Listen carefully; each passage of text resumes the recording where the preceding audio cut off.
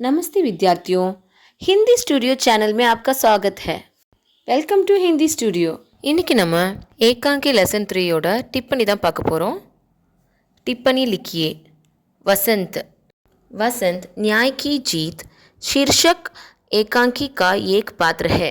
வசந்த்ங்கிறது நியாய் கி ஜீத் தலைப்பிலான ஏகாங்கியோட ஒரு கதாபாத்திரம். यह एकांकी अंग्रेजी के महान नाटककार विलियम शेक्सपियर के प्रसिद्ध नाटक मर्चेंट ऑफ वेनिस पर आधारित है. இந்த ஏகாங்கி English drama merchant of Venice அடிப்படையில் இதை எழுதியிருக்காங்க. वसंत के पात्र को लेखक ने एक सीधे साधे नेक दिल इंसान के रूप में चित्रित किया है.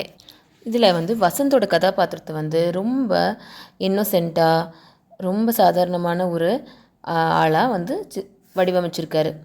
वह पद्मावती नामक गुणवती एवं धनवान लड़की से प्यार करता है और उससे विवाह भी कर लेता है. அவன் பத்மாவதி அப்படிங்கிற ஒரு பொண்ணோட ரொம்ப குணவதியான ஒரு பொண்ணு. அவங்கள காதலிச்சு திருமணம் செஞ்சுக்கிறாங்க. जब उसे पता चलता है कि अपने कारण अपने मित्र को कष्ट भुगतना पड़ रहा है तो अपने मित्र को किसी भी तरह बचाने का प्रयास करता है.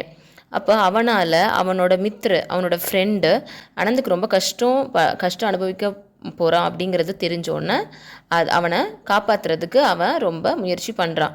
कृष्णदास सेठ को जो रकम वापस देनी है उसके 4 गुना देकर भी अपने मित्र को मुक्त करवाना चाहता है. கிருஷ்ணதாஸ் சேட்டுக்கு எவ்வளோ காசு கொடுக்கணுமோ அதை விட 4 மடங்கு அதிகமான காசு கூட அவனோட நண்பனுக்காக தரதுக்கு ரெடியாக இருக்கான். இவ்வளவு பணம் கொடுத்தாவது அவனோட நண்பனோட லைஃப்பை காப்பாற்றணும்னு முயற்சி பண்ணுறான்.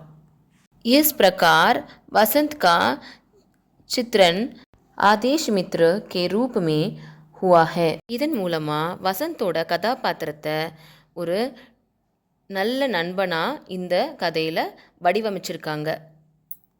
உங்கள் எல்லாருக்கும் இந்த வீடியோ புரிஞ்சிருக்கும்னு நினைக்கிறேன், பிடிச்சிருக்கும்னு நினைக்கிறேன். உங்களுக்கு ஏதாவது டவுட் இருந்ததுன்னா கமெண்ட்டில் நீங்கள் கேளுங்க. இந்த காங்கியில் வசந்தோட ஒரே ஒரு டிப்பனி மட்டும்தான். நம்ம नेक्स्ट वीडियो में मीट पड़ला. धन्यवाद विद्यार्थियों, शुक्रिया.